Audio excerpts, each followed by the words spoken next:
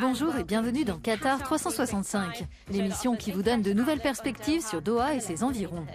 Je suis Miranda Hatti et dans cet épisode spécial consacré à la Coupe du Monde de la FIFA Qatar 2022, nous allons rencontrer certaines des personnes qui vont contribuer à faire de cet événement un moment inoubliable. Dans un instant, nous découvrirons la formation, la préparation et la passion qu'il faut pour être un volontaire de la FIFA. Et nous verrons comment les locaux prévoient d'accueillir les fans de football du monde entier de manière créative. Avec sa superficie de 11 000 km², le Qatar est la plus petite nation à organiser une Coupe du Monde de football. Et pas moins de 20 000 volontaires venus du monde entier ont été recrutés. Partons à la rencontre de quelques-uns de ces bénévoles qui travailleront dans les hôtels, les hôpitaux, les aéroports et bien sûr dans les stades pour apporter une aide essentielle pendant le tournoi.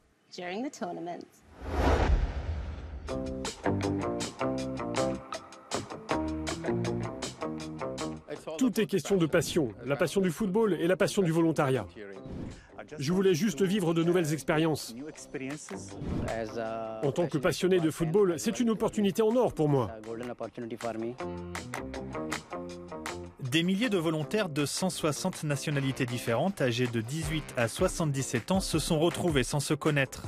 Mais aujourd'hui, beaucoup ont développé une amitié qui va bien au-delà du tournoi.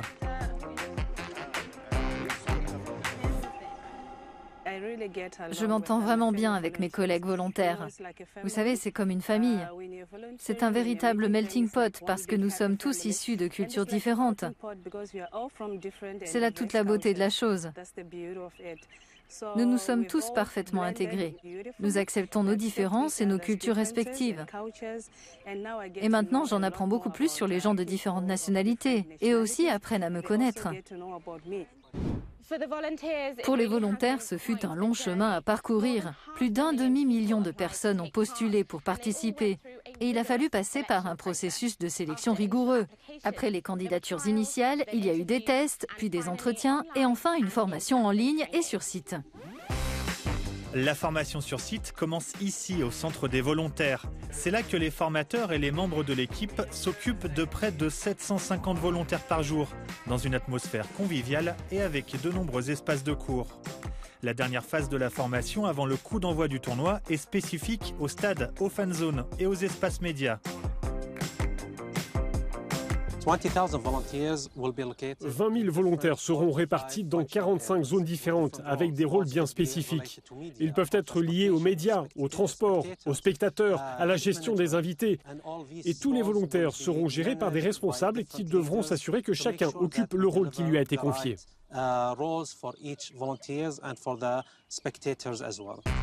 Mais que faut-il vraiment pour être un bon volontaire ? Pour être volontaire, il faut être passionné, enthousiaste. Sans passion, il n'y a pas de place pour le volontariat. J'ai décidé de m'engager lorsque je suis arrivé au Qatar il y a 6 ans. Et c'est ce qui m'a poussé à postuler pour être volontaire. C'est la possibilité de rendre service aux personnes qui m'entourent. Il n'est pas possible d'être volontaire sans avoir envie d'aider les autres. En plus d'être passionnés, les volontaires doivent également être prêts à consacrer une partie importante de leur temps libre, d'abord en se formant, puis en s'engageant à travailler au moins 10 jours pendant la Coupe du Monde. En tant que volontaire, nous sommes le visage du tournoi. Et je suis vraiment très heureux d'accueillir des fans venus du monde entier et de les aider à se sentir chez eux. C'est vraiment génial.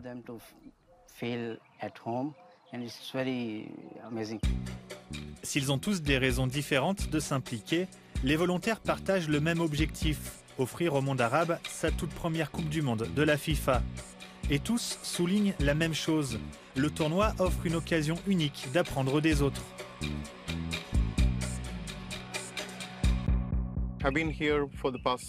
Ça fait 3 ans que je suis ici au Qatar. Vous savez, le Qatar est rempli de personnes de différentes nationalités, de différentes cultures.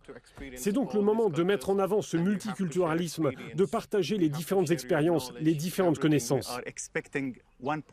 Nous attendons 1 500 000 spectateurs. Ils vont nous rejoindre, de même que le personnel de la FIFA et les médias. Beaucoup de gens vont donc venir de différentes parties du monde, des 6 continents. Ils viennent pour voir ce tournoi. Pour moi, l'idée est d'offrir à tous ces gens un tournoi exceptionnel. Pour Refaro, le volontariat est une affaire de famille. Son fils et son père viendront tous les deux du Zimbabwe. Vous savez, tout a commencé avec la Coupe arabe de la FIFA. C'est là que je me suis portée volontaire avec mon fils. Ce qui est beau, c'est que j'ai découvert le Qatar en 2019 pour voir mon père. Il suivait un traitement contre le cancer. Donc il est passé par là et à la fin, il a dû faire une radiothérapie. Et cela a été fait gratuitement à l'hôpital Hamad. Il y aura donc 3 générations, mon père, moi et mon fils.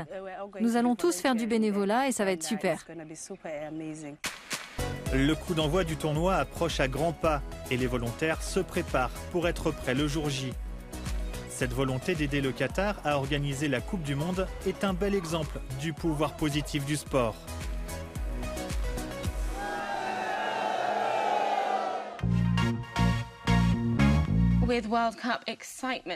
La Coupe du Monde va également créer de nouvelles opportunités pour les habitants du Qatar.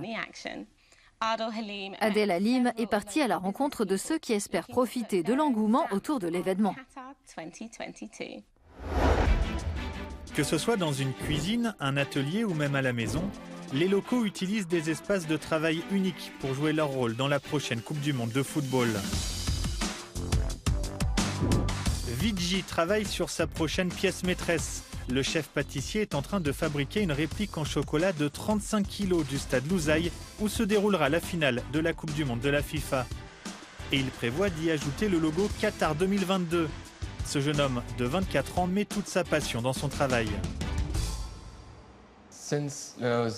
Depuis l'âge de 8 ans, j'ai toujours cherché à faire quelque chose qui ne m'oblige pas à m'asseoir devant un ordinateur, d'être stimulé à la fois mentalement et physiquement. Et la pâtisserie est l'un des très rares secteurs d'activité qui offre les deux. C'est physique et il y a un côté créatif.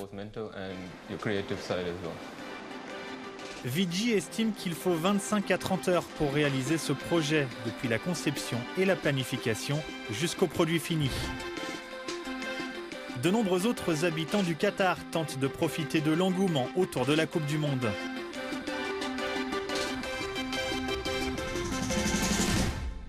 Une nouvelle installation a vu le jour dans le vieux port de Doha. L'équipe de Client Counters a ouvert un nouvel espace à quelques pas du stade 974. Pendant la Coupe du Monde, ils s'associeront à des bateaux de croisière pour organiser des cours de poterie pour les touristes. Nous sommes ici dans l'espace de production. Toutes les céramiques, les différents objets et les souvenirs pour la Coupe du Monde seront fabriqués dans cet espace. Dans la zone située derrière nous, il y aura la galerie et l'espace de vente. Rima Abou Hassan a ouvert son premier atelier de céramique dans le quartier The Pearl il y a 5 ans. Et avec l'arrivée de la Coupe du Monde à Doha, elle a ouvert un deuxième studio. L'idée est d'accueillir les touristes pour qu'ils puissent découvrir cet artisanat traditionnel et aussi acheter des objets fabriqués à la main à Doha, spécialement pour la Coupe du Monde. Rima Abou Hassan dit que le fait de travailler avec ses mains l'aide à s'apaiser et cela pourrait apporter une relaxation bien nécessaire aux fans de football, parfois tendus. La poterie, c'est comme une sorte de thérapie. La plupart des gens qui viennent n'ont jamais rien fait de leurs mains. Tout le monde décrit ce processus comme étant très méditatif. Je pense qu'il y a quelque chose de très apaisant dans le fait de s'asseoir et de faire quelque chose avec ses mains. Et puis nous avons une petite communauté autour de l'atelier.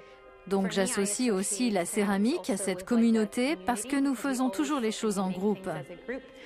C'est un moyen de se connecter avec les gens, mais aussi de s'échapper des problèmes du quotidien.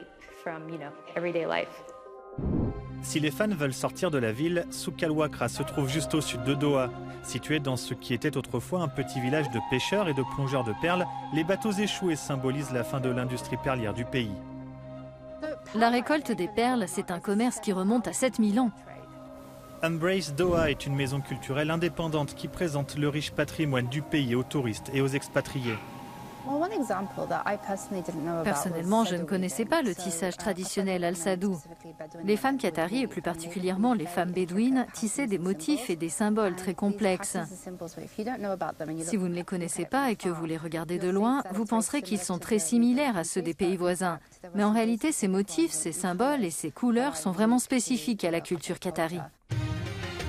Traditionnellement, les femmes bédouines tissaient le tissu qui constituait les murs de leur tente. Alors que de nombreuses expériences modernes seront proposées pendant la Coupe du Monde, Embrace Doha espère mélanger sport et culture pour donner aux fans de football un goût authentique et traditionnel de la vie qatarie. Nous savons que la plupart des gens qui vont venir à Doha pour la Coupe du Monde sont des amoureux de football. C'est pourquoi nous voulons également les accueillir dans notre maison de la culture. Ce que nous proposons, c'est de regarder un match en y ajoutant une expérience culturelle. De vivre l'événement façon qatari. Nous leur proposons donc de venir 1 heure avant le match pour essayer des vêtements. Nous pourrons leur parler de la culture qatari et leur proposer de la nourriture locale tout en regardant le match. De retour en cuisine, Vijay met la touche finale à son chef-d'œuvre. J'aime dépasser les attentes, j'aime fixer des limites et ensuite les dépasser délibérément. Si je ne fais que répondre aux attentes, il n'y a pas vraiment d'effet de surprise. Il ne peut pas y avoir de réaction « waouh ». Il peut y avoir un petit « waouh, c'est sympa », mais pas un « waouh, je ne m'attendais pas à ça ». L'objectif est que les fans qui viennent au Qatar pour la Coupe du Monde repartent avec des souvenirs qui dépassent aussi leurs attentes. Outre le football, il y a beaucoup d'autres activités passionnantes autour de cet événement mondial.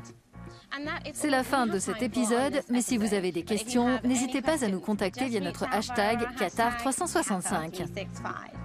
Merci de votre attention, rendez-vous sur euronews.com pour en savoir plus et à bientôt dans un prochain épisode.